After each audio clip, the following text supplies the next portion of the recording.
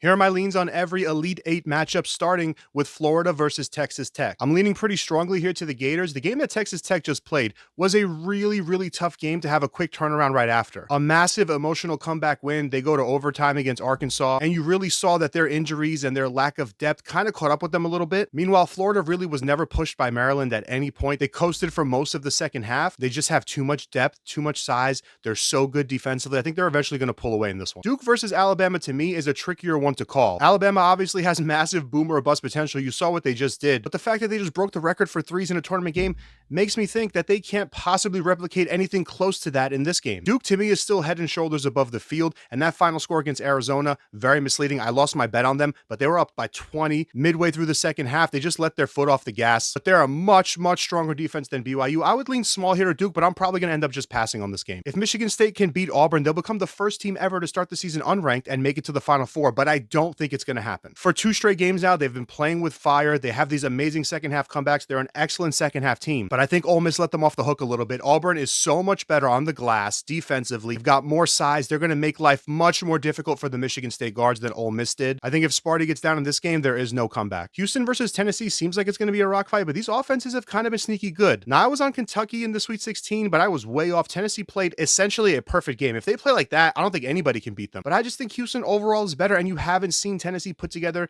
that stinker of an offensive game that they usually give you at least one of each year in the tournament. I would have to lean to the Cougars, and listen, it's been all chalk anyway, so why not?